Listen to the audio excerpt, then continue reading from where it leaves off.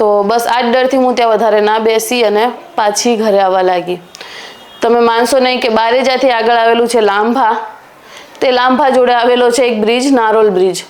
તે બ્રિજ જોડે જતાં મારી ચાર્જિંગ આખું ખત્મ થઈ ગયું. જે સ્કૂટરમાં ચાર્જિંગ હતું ને તે ખત્મ થઈ ગયું. પછી મેં માતાજી કીધું, આટલી બાધા મેં માની હતી કે તમારા પારે હું લઈને આવીશ, તો એક આટલું બી માની લો કે મને ઘરે સહી સલામત પહોંચાડી દો. તો આજના મારા વિડીયોમાં તમારા બધાનું સ્વાગત છે અને બધાને મારા તરફથી જય ખુખાર મેળી, જય મહાકાળીમાં. તો આજે આપણને એવું લાગે છે કે આજના સમયમાં ભગવાન માતાજી શું ખરેખર હોય છે કે નથી હોતા. કેમ કે આજે આપણે ઘણી ખરી એવી બાધાઓ રાખતા હોઈએ છીએ અને જેની સામે આપણને કંઈ જ રિઝલ્ટ જોવા નથી મળતું, જેના કારણે આપણે ખૂબ જ તૂટી જઈએ છીએ અને ખૂબ જ દુઃખી થઈ જઈએ છીએ. તો ક્યારે વિચાર આવે છે કે આવું કેમ થાય છે? કેમ કે પહેલા જે ગાય માતા હતા ને, ગાય માતા એટલે કે જે ગાય રોડ ઉપર રખડી રહી છે, એ ગાય પહેલા મંદિરોમાં કે પછી કોઈ વ્રત હોય કે કોઈ વાર મતલબ કંઈ પણ હોય તો પહેલાં તો જો વિચારી લો કે ઉત્તરાયણ હોય તો ઉત્તરાયણના દિવસે ગાયને ચારો ખવડાવવામાં આવતો હતો. અને ગાયની અંદર કહેવામાં આવે છે આપણા હિન્દુ ધર્મમાં કે ગાયની અંદર બધા જ ભગવાન સમાયેલા છે. તો હવે એ બધું તો નીકળી ગયું છે. હવે તો બસ સવાર ઉઠી ઊંધિયું લાવો, પતંગ ચકાવો અને ખાઓ, આ રહ્યું છે. ગાયનું તો કોઈ જ મહત્વ રહ્યું નથી. પ્લસ ગાયોને પહેલા ઘરે ઘરે ફરતી ને તો રોટલા ખાવા મળી રહેતા હતા અને કૂતરાઓને પણ ટોસ ને એવું બધું ખાવા મળી રહેતું હતું. પણ પહેલાના સમયમાં અને અત્યારના સમયમાં તફાવત શું આવી ગયો એ ખબર છે તમને? કે જે કૂતરા છે ને, કૂતરાઓને પાળવામાં આવે છે. કૂતરાઓને પાળી અને એમનું બહુ જ ધ્યાન રાખવામાં આવે છે, જે પહેલા ગાયો માટે કરવામાં આવતું હતું. ગાયો પહેલા આમથી આમ રખડતી નહોતી. ગામડાની વસ્તુ અલગ છે કે અમુક વખત ગાયોને ચરાવવા માટે બહાર લઈ જાય. પણ હવે તો અહીંયા કેવું થઈ ગયું છે શહેરમાં, જે શહેરમાં રહેતા હશે એમને તો ખબર જ હશે કે જે ગાય માતા છે ને એ બિચારા હવે રખડતા થઈ ગયા છે, રોડે રોડે ફરી અને પ્લાસ્ટિક ખાઈ રહ્યા છે. જ્યારે જે કૂતરું છે તેને પાળવામાં આવે છે, ઘરમાં રાખવામાં આવે છે અને એક નાના બેબીની જેમ એટલે કે નાના બાળકની જેમ તેની કેર કરવામાં આવે છે. તો આ કોઈ ખોટી વસ્તુ નથી, બહુ જ સારી વસ્તુ છે. તો હું ખાલી એમ કહી રહી છું કે વિચારો પહેલાના સમયમાં અને અત્યારના સમયમાં તફાવત કેટલો આવી ગયો છે. અને એ જ તફાવત આવી ગયો છે ભક્તિભાવમાં. પહેલા ભક્તિભાવ એટલે મતલબ જ્યારે આપણા સાધુઓ હતા ને, એ સાધુઓ એક ધ્યાન કરતા હતા અને ધ્યાન દોરાન એને ધ્યાનમાં એટલા મગ્ન થઈ જતા ને, એટલી શિદ્દતથી એટલે કે એટલું આમ ધ્યાનથી એ ધ્યાન લગાવતા હતા અને ભગવાનનું સ્મરણ કરતા હતા, શ્લોક બોલતા હતા, જેના કારણે અમુક વખત આપણે ટીવીઓમાં ને એમાં જોઈએ છે કે ભગવાન તેમની સામે આવી જતા હતા. અને આજે કળિયુગી માણસ જોઈ લો, આમાં જ લાગેલો છે, આમાં નથી. તો પછી ભગવાન બી ક્યાંથી હોય? અને પહેલાંનો માણસ જે હતો, જે પહેલાંના આપણા ઘરડા હતા, વડવા હતા, એ આમાં લાગેલા હતા, એટલે કે રામ નામની માળા કરતા હતા. તો પહેલાંની ભક્તિ અને અત્યારની ભક્તિનો હું તમને તફાવત કહીશ કે હાલ આપણને ભગવાનની મહેસૂસગી કેમ નથી થઈ રહી, મોજૂદગી કેમ આપણને નથી લાગી રહી કે ભગવાન આપણી જોડે છે કે નહીં. આ સવાલ આવવું બી બહુ મોટી વસ્તુ છે.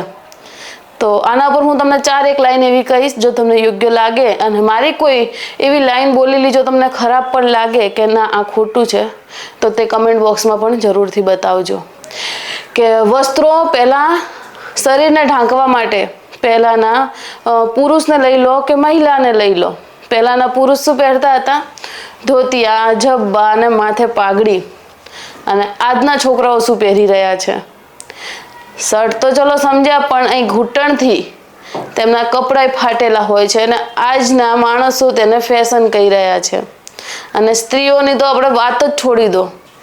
કેમ કે પહેલાંના સમયના કોઈ ગીતો એવા હોતા ને તો આપણે પરિવારજનો જોડે બેસી અને જોઈ શકતા હતા. અને હવેના તો ગીતો એવા છે ને કે જો આખો પરિવાર ભેગો થઈને બેઠો હોય ને કોઈક એવું ગીત લાગી જાય ને તો આખા પરિવારને વિખરાઈ જવું પડે, કાં તો વાતો જ આખી પલટી નાખે.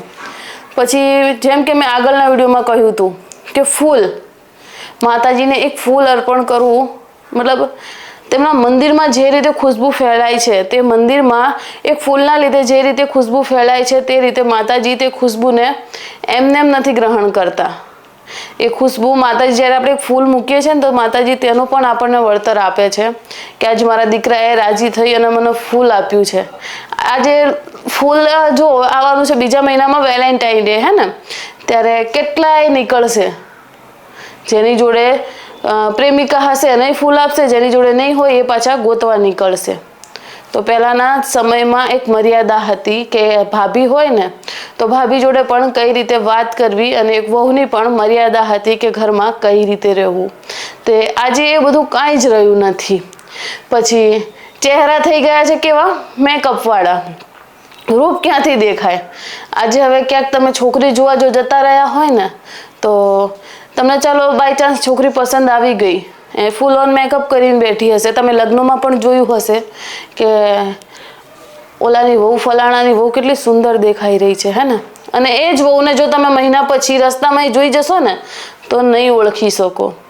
એટલે આ બધું કહેવાનો મતલબ એ છે કે પહેલાનામાં આવું બધું નહોતું. પહેલા એકદમ સાદગીથી લગ્ન થતા હતા, ચંદ્રની સાક્ષીએ લગ્ન થતા હતા, અને હવે થઈ રહ્યા છે સૂર્યની સાક્ષીએ લગ્ન, જેના કારણે ડિવોર્સ પણ બહુ જ વધી ગયા છે. અને કોઈના સંબંધ એટલા ટકતા નથી, એક હોય છતાં બીજાની શોધ ચાલુ જ હોય છે. અને ભોજન થઈ ગયા હોટલના, તો પછી આપણું જે શરીર છે તે તંદુરસ્ત ક્યાંથી હોય? કેમ કે આપણે આજે ક્યાંક ફરવા જતા રહ્યા ને તો કે લાઈન હોટલમાં ખાતા જઈએ, ઘરે જઈને કોણ ડફોળો કરશે? આ જ આપણી ગુજરાતીઓની ભાષા હોય છે કે નથી હોતી? પણ પહેલાંના સમયમાં જો વાસી પડેલો રોટલો હશે ને તો તેને પણ ડુંગળી જોડે ખાવું પસંદ કરતા હતા, અથવા તો ઘરમાં આપણે દૂધ દહીં છાશ એવું તો હોય જ, તો તેની જોડે ખાતા હતા. પણ આજે તો પનીર, નૂડલ્સ, મંચુરિયન, પીઝા, ખબર નહીં બહુ જ પ્રકારની વાનગીઓ નીકળી ગઈ છે, જેના કારણે શરીર પણ અમુક વખત સાથ છોડી દે છે. એટલે કે કોલેસ્ટ્રોલ અમુક વખત વધી જાય છે, તો અમુક વખત શરીરમાં ફેટ વધી જાય છે.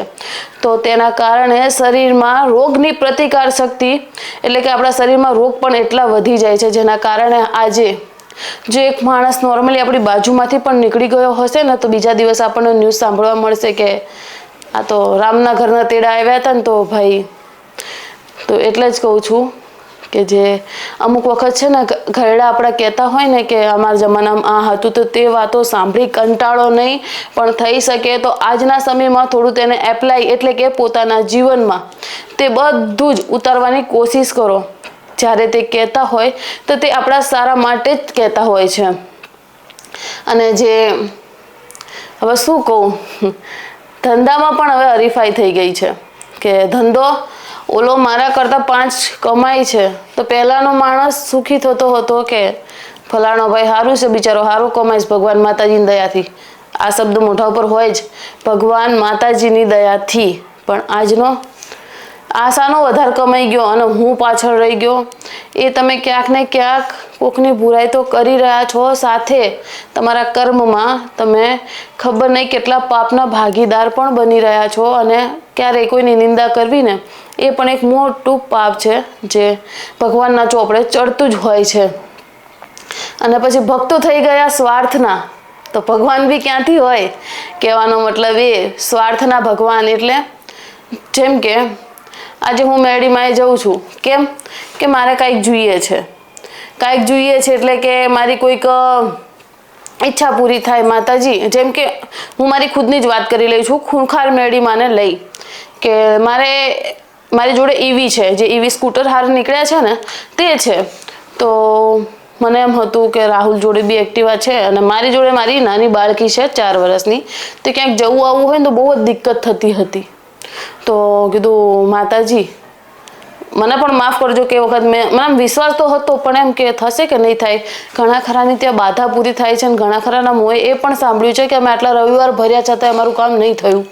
એટલે થોડુંક ડાઉટફુલ હું પણ હતી. અને ત્યારે અમે મતલબ બારેજામાં નવા જતા હતા, ત્યારે મને થોડોક એમ ડાઉટ હતો. તેની માટે આજે હું ખૂબ જ શર્મિંદગી મહેસૂસ કરું છું કે મેં માખું ખાર મેળી ઉપર આ રીતનો ડાઉટ કર્યો. ત્યારે મેં માતાજીને કીધું કે માતાજી જો મારે ઈવી લેવાની છે, અને તેની લોન કોઈ જ કાળમાં શક્ય થાય એમ નહોતી કે તેની લોન થઈ જાય. અને આજે ઓલમોસ્ટ બધી જ પબ્લિક તમે જોઈ લો કે અમુક જ ભાગ્યે કેશમાં વસ્તુ છોડાવતા હશે. આજે ફોન લેવો હોય કે ગાડી લેવી હોય, બધી જ જગ્યાએ EMI થઈ ગયું છે. તો બસ મારી પણ એ જ ઈચ્છા હતી કે માતાજી મારી EMI થઈ જાય, મતલબ કે જે સ્કૂટર છે તે મારે EMI પર લેવાનું હતું અને તેની લોન થાય તેની 1% શક્યતા નહોતી. પછી સાંજ પડતા એ ભાઈનો ફોન આવ્યો કે તમારી લોન થઈ ગઈ છે. અને સાંભળજો આગળ કે મેં શું કહ્યું કે તે લોન મારી થઈ જશે, એ ગાડી મને મળી જશે ને તો હું માતાજી બારેજા ધામ, ભલે એ EV રહી, એ ત્યાં સુધી નહીં આવી શકે. તેની રેન્જ માત્ર 70ની જ છે કે 70 કિલોમીટર ચાલી રહે ને એટલે પછી, અને એમાં પણ સિંગલ પર્સન જઈ શકે છે, એટલે કે કોઈ એક જ વ્યક્તિ તેને ચલાવી અને લઈ જઈ શકે છે મારી પાછળ, તેમાં કોઈ ન બેસી શકે. આ મેં ખાલી મારા ઘરની આજુબાજુમાં મારે કોઈ વસ્તુ લાવી હોય તેની માટે મેં સ્કૂટર લાવ્યું હતું કે હું આટલામાં હું છોકરી નાની લઈ અને તડકાની કે વરસાદની કે ક્યાં જાઉં, તો મારી જોડે સ્કૂટર હોય તો સારું રહે, તો હું વસ્તુ તરત લઈ ઘરે પાછી આવી શકું. તો અમે બાધા રાખી લીધી બારેજાની કે માતાજી જો આવી ગઈ ને મારી EV તો હું તે બારેજામાં લઈને આવીશ. તો ખરેખર હું બારેજામાં ગઈ અને હું એકલી નહોતી. જે મારા કેમેરામેન કહી દો કે પછી ગોવિંદ કે પછી દેવર, આ 3 વ્યક્તિ એક જ છે. તો એમને અડધા રસ્તા સુધી મેં પાછળ બેસાડી દીધા, કેમ કે મારી આદત નથી આટલેથી આટલે એકલા જવાની. તો રાહુલે એમની એક્ટિવા અલગથી લીધી. એમને મને કહ્યું કે કશો વાંધો નહીં, ચાવી ત્યાં તું લઈ જઈ પગે લગાડી દેજે. પણ મેં કીધું ના, હું જે બોલી છું તે મારે કરવું છે. મેં એમ કહ્યું છે કે હું આ એક્ટિવા લઈ ત્યાં આવીશ અને ત્યાં મારે જે માનતા છે હું પૂરી કરીશ. પછી રાહુલે પણ એમની એક્ટિવા લીધી અને મેં પણ. ત્યારબાદ હું અહીંથી બારેજા જવા નીકળી ગઈ. દર્શન સારા થઈ ગયા. હતો ચોમાસાનો ટાઈમ, એટલે ડર પણ હતો કે આને વધારે સ્પીડમાં ભગાવીશ તો ચાર્જિંગ ફટોફટ આનું ઉતરી જશે. તો હું અહીંયાથી બારેજા પહોંચી ગઈ, દર્શન કરી લીધા અને એટલામાં વાવાઝોડું આવવા લાગ્યું. ફટોફટ દર્શન કરી અને મેં માતાજી જોડે માફી માંગી કે હું આજે તમારા પ્રવચનમાં વધારે નહીં બેસી શકું અને મને માફ કરજો. અને હું આજે એક EV સ્કૂટર લઈને આવી છું જેનું ચાર્જિંગ મને અડધા રસ્તે બી રાખી શકે છે. તો બસ આ જ ડરથી હું ત્યાં વધારે ના બેસી અને પાછી ઘરે આવવા લાગી. તમે માનશો નહીં કે બારેજાથી આગળ આવેલું છે લાંભા. તે લાંભા જોડે આવેલો છે એક બ્રિજ, નારોલ બ્રિજ. તે બ્રિજ જોડે જતાં મારી ચાર્જિંગ આખું ખત્મ થઈ ગયું. જે સ્કૂટરમાં ચાર્જિંગ હતું ને તે ખત્મ થઈ ગયું. પછી મેં માતાજી કીધું આટલી બાધા મેં માની હતી કે તમારા પારે હું લઈને આવીશ, તો એક આટલું બી માની લો કે મને ઘરે સહી સલામત પહોંચાડી દો અને મારી EVનું ચાર્જિંગ ન પતે. જ્યારે કે EVમાં 4%નું ચાર્જિંગ બતાવે છે. 4 કહેવાય ને દંડાઓલા 4 સિગ્નલ બતાવે કે 4% તમારા EVમાં ચાર્જિંગ છે. પણ નારોલ આવતા જ મારે 4% ચાર્જિંગ ઉડી ગયું. ત્યારબાદ ધબકારા વધી ગયા કે હવે ઘર ભેગા કેમ ના જશું, બાધા તો પૂરી થઈ ગઈ. અને કોઈ દોરડો તો બંધાય ના બીજી ગાડી જોડે, કેમ કે આપણા અમદાવાદનું ટ્રાફિક તો તમને ખબર હશે. તે છતાંય હિંમત ન હારી અને ધીમે ધીમે કરતાં હું એક્ટિવા લઈ ઘર સુધી પહોંચી ગઈ. પણ રસ્તામાં જે મને વાવાઝોડું અને વરસાદ નડ્યો છે, બસ તો આની ઉપરથી કહેવાનું એટલું થાય છે કે આપણે બારેજા બી જઈએ છીએ ને તો આપણા સ્વાર્થ માટે, આપણે માતાજી જોડે કંઈક અપેક્ષા કરીએ છીએ, કંઈક માંગીએ છીએ કે માં મારી આટલી વિનંતી પૂરી કરજો. તો જો તમારે તે વિનંતી પૂરી કરાવી હોય ને તો અહીંયાથી તમે પણ તેમને માનવાનું રાખજો, કેમ કે આજે ભક્તિ પણ માંગવા માટે જ થઈ રહી છે. અને આપણે જે ગરીબ જોઈએ છે ને એ ગરીબમાં ને આપણામાં, હું મારા સુધી કહી રહી છું કે તે ગરીબમાં અને આપણામાં કોઈ વધારે ફરક નથી. જે બિચારો ગરીબ છે ને મંદિરની બહાર બેસીને માંગી રહ્યો છે અને જે અમીર માણસ છે તે અંદર જઈને માંગી રહ્યો છે, એટલે કોઈ વધારે તફાવત નથી. તો ભલે પછી અમીર માણસ હશે કે ગરીબ હશે, તેને ભગવાનની જરૂર હંમેશા પડશે. એટલે ક્યારે જો એવો સમય ભગવાન માતાજી કરે આપણને કે ઘણા બધા રૂપિયા આપી દે, ઘણું બધું આપી દે, તો તેને જોઈ અને વધારે હવામાં ન ઉડવા લાગવું. કેમ કે પાનખર ઋતુ આવે ને ત્યારે પાનખર ઋતુમાં પત્તાને ખબર છે કે આજે હું ખરી જઈશ તો બીજા પત્તા આવશે.